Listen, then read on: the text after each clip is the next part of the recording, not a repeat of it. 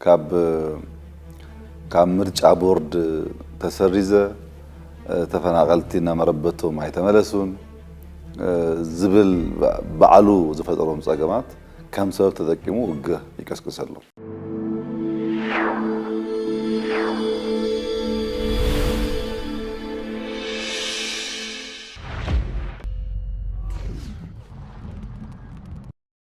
አብይ ኢሳያስና የመቀለ ኦፕሬሽን። ጠቅላይ ሚኒስትር አብይ አህመድ ህወሓት መጠነ ሰፊ የጦርነት ዝግጅት እያደረገ ነው ሲሉ ይፋ አድርገዋል። መንግስታቸው ለዚህ ዝግጅት ምን ምላሽ ለመስጠት እቅድ ይዟል የሚለውን ዝርዝር መረጃውን እንመለከተዋለን። ወቅታዊው የኢራን ጉዳይም የዕለቱ የመረጃ ቅኝታችን ነው። ከኢራኑ መንፈሳዊ መሪ አያቶላህ ግድያ ማግስት አዲሱ የኢራን መሪ ይታወቃል። ነገር ግን እስራኤል አዲሱንም መሪ ኢላማ እንደምታደርግ ዝታለች። ዛሬ በእነዚህ ጉዳዮች ዙሪያ ቆይታ የምናደርግ ይሆናል። እንደተለመደው እየሰማችሁን አብራችሁን ቆዩ።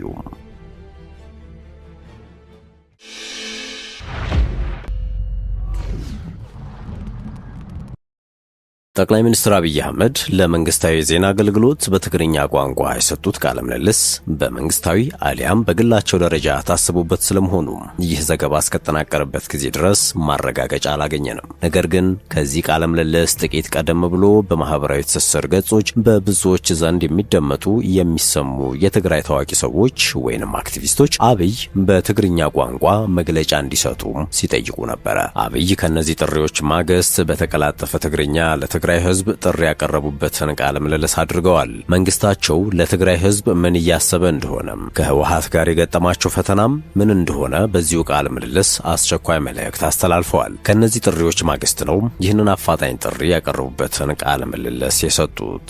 ህዝብ ትግራይ በፍላይ መንሰይ ትግራይ እጥቃት እውን ሓዊሱ እምቢ ንኹናት ክብል ንሪኦ ኣለና። እዚህ ድማ ካብ ኩሉ ከባቢ ሰፊ ዘለዎ ጉዳይ ይመስለኒ ውስን ቦታ ጥራሕ ዘይኮነስ መመላ ትግራይ ከነብር ዝግባኦ ዝብል እምነት ይዘለኒ።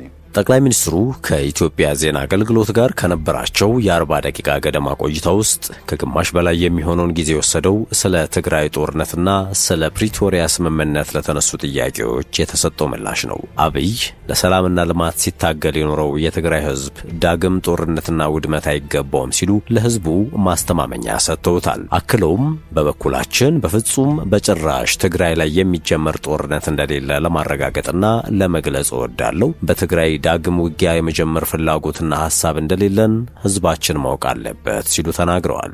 ጠቅላይ ሚኒስትር አብይ አህመድ ከዚህ ውጭ ያነሱት ጉዳይ በፓርላማ ከተናገሩት የኤርትራ ጦር በትግራይ ገብቶ የፈጸመውን በደል ነው። የኤርትራ ጦር ወደ ትግራይ መግባት የፌዴራል መንግስቱ የግብዣ ውጤት ነው በሚል ላለፉት 4 እና 5 ዓመታት በሀገር ውስጥም በባህር ማዶ ኃይሎችም በስፋት ተነግሯል። አብይ ግን እኛ አልጋበዝነውም፣ ይልቁንም በአክሱም አድዋና ዲግራት ከተሞች የፈጸማቸውን በደሎች በቀሪ የትግራይ ክፍሎች እንዳይሞክር አስጠንቅቀን ነበረ። እንዲያውም ውቅሮን ካለፋችሁ ፊታችሁን የምናዞረው ወደ እናንተ ነው ብለን አስጠንቅቀናል ነበር ያሉት በፓርላማ። ይህ ለዓመታት አደባባይ ላይ የዋለው ውንጀላ በጠቅላይ ሚኒስትሩ ተቀባይነት አላገኘም። ዛሬ ታሪክ ተቀይሯል። ህወሓትም ትላንት ጅምላ ጭፍጨፋና የንብረት ዘረፋ ፈጸመብኝ ያለው ሻዕቢያ ጋር እፍ ያለ ፍቅር ውስጥ በድጋሚ ወድቋል። በአንጻሩ የአዛውንቱ ኢሳያስ መንግስት ወዳጄ ይለው ከነበረው የአብይ አህመድ አቻው ጋራም አይንና ናጫ ሆኗል። አብይም እንኳን አሁን ያኔም በወዳጅነት ዘመናችን የኤርትራ ሰራዊት በገባበት ከተማ ሁሉ ጥፋቶችን ይፈጽም ስለነበረ ወደ መቀለ እንዳይገባ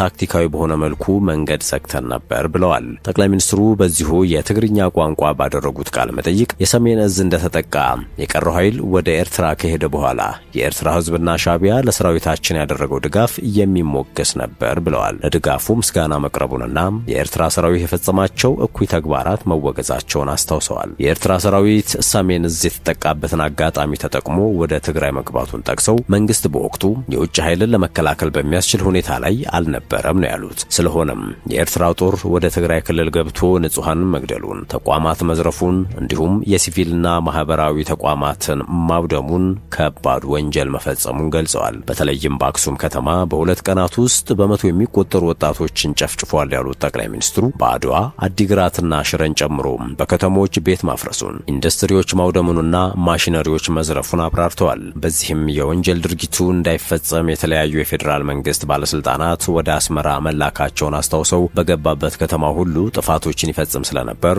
ወደ መቀለ እንዳይገባ ታክቲካዊ በሆነ መልኩ መንገድ ዘግተን ነበር ነው ያሉት። በትግራይ ክልል ዳግም ጦርነት ይከሰታል በሚል ከፍተኛ ጭንቀት መቀስቀሱ እየተሰማ ነው።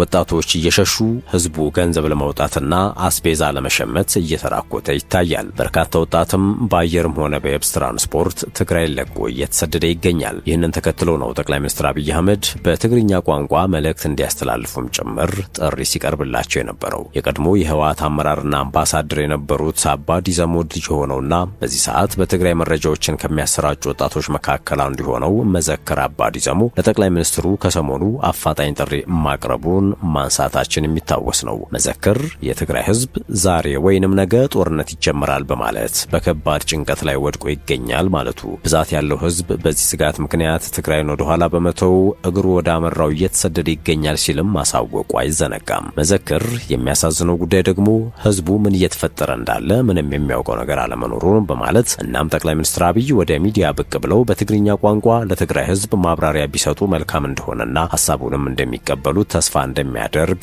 መግለጹ አይዘነጋም። ይህ ጥሪ ምንም እንኳ ሰሞንኛው የአሜሪካ እስራኤልና ኢራን ጦርነት ቢሸፍነውም በርካታ መገናኛ ብዙሃን በሰሜን ኢትዮጵያ ጦርነት ይቀሰቀሳል በሚል ስጋት ውስጥ በሚገኙበት ወቅት የተደረገ ነው። እንዲያውም አንዳንዶች ፖለቲከኞችን ጨምሮ የዓለማችን ህዝብ ዓለም አቀፉ ማህበረሰብ ትኩረቱ የመካከለኛው ምስራቅ ጦርነት ላይ በሆነበት በዚህ ሰዓት የፌዴራል መንግስቱ በሰሜን ኢትዮጵያ የብሔራዊ አደጋ ስጋት ሆኗል ባላቸው ኃይሎች ላይ እርምጃ እንዲወስድም ጥሪ ሲያቀርቡም ተስተውለዋል። ጠቅላይ ሚኒስትሩ ሲቀጥሉም የህወሓት አመራር ሰፊ ወታደራዊ ዝግጅት፣ የጦር መሳሪያ ግዢና ወታደራዊ ቅስቀሳዎችን እያደረገ ነው በማለት ወንጅለዋል። የፌዴራል መንግስት በፕሪቶሪያው ስምምነት የተጣሉበትን ግዴታዎች እንደፈጸመ የገለጹት አብይ አሁን ችግር ሆኖ ያለው ከወልቃይት አካባቢ የተፈናቀሉትን ነዋሪዎች የሚመለከት ነው ብለዋል። ይህ ደግሞ ግትር አቋም ባለው ቆሞ ቀሩ ኃይል ምክንያት አልተሳካም ሲሉ በህወሓቱ ውስጥ ይገኛል ያሉትን ቡድን ተጠያቂ አድርገዋል። ብዙ ጊዜ ተነጋግረናል። አሁንም እምነታችን ምን እንደሆነ ህዝባችን ያውቀዋል። ነገር ግን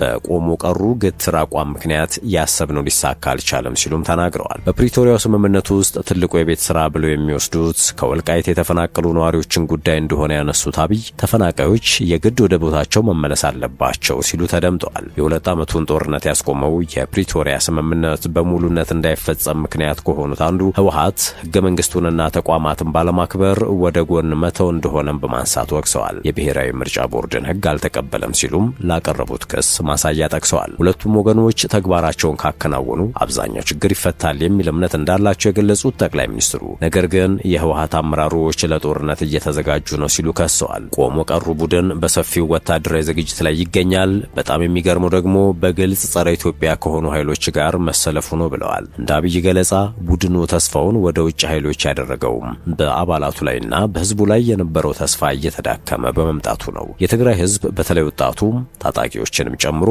እምቢ ለጦርነት ሲል እያየን ነው በማለት ተናግረዋል። ይሁን እንጂ ቡድኑ ባለችው አቅም ወታደራዊ ቅስቀሳዎችን እያደረገ ነው ያሉት አብይ የትግራይ ወርቅና ሌሎች ማዕድናትን እየበዘበዘ ለጦር መሳሪያ ግዢ እየዋለ ነው ሲሉ ወንጅለዋል። አብይ ህወሓት የጦርነት ቀስቀሳውን እያከናወነ ያለው ከምርጫ ቦርድ ተሰረዝኩ፣ ተፈናቃዮች ወደ ቀያቸው አልተመለሱም በሚል ምክንያቶች በመጥቀስ እንደሆነ ተናግረዋል። እነዚህ ችግሮችንም ራሱ የፈጠራቸው ሲሉ ጠርተውታል። የኔ አቋም ከቃላት አልፎ ወደ ወታደራዊ ተንኮሳ ከገባ ግን እንደ ቀድሞ መስሎሽ ጎርፉ ይወስድሻል ብቻ ነው ማለት የምችለው ሲሉም አስጠንቅቀዋል። ጠቅላይ ሚኒስትር አብይ ይህንን የህወሓት ቡድን ሰፊ ወታደራዊ ዝግጅት እያደረገ ነው የሚል ክስ ያቀረቡት በፌዴራል መንግስትና የትግራይ ኃይሎች መካከል የተፈጠረው ውጥረት ወደ ለየለት ግጭት ይገባል የሚል ስጋት ባየለበት ወቅት ነው። ሁለቱ ኃይሎች ባለፈው ጥር ላይ ትግራይ ክልልን ከአማራና አፋር ክልሎች ጋር በሚያዋስኑ ስፍራዎች ግጭት ውስጥ ገብተው ነበረ።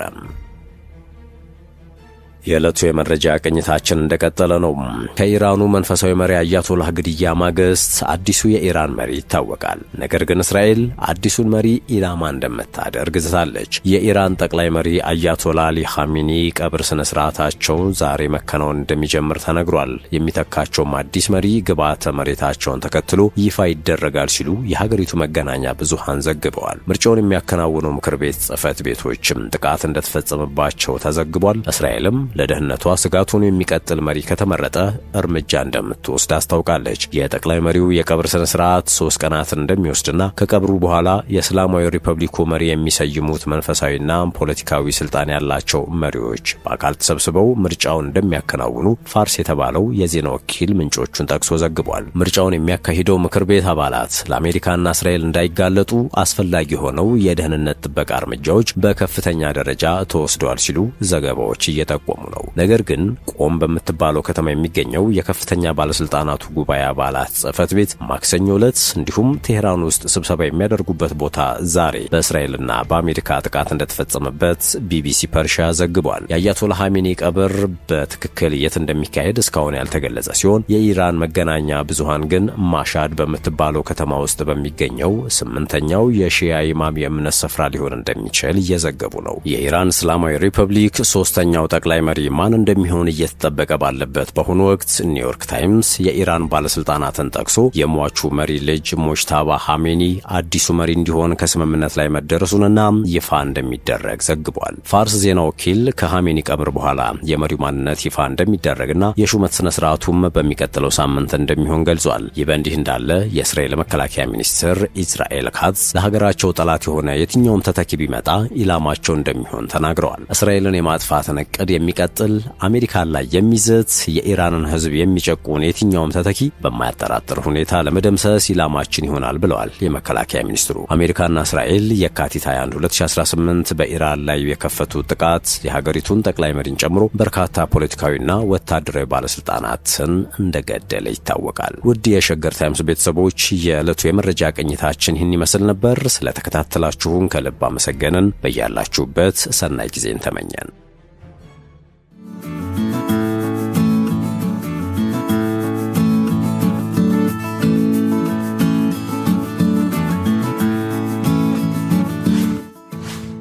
ሸገር ታይምስ ሚዲያን ሰብስክራይብ በማድረግና ደወሉን በመጫን ይከተሉን።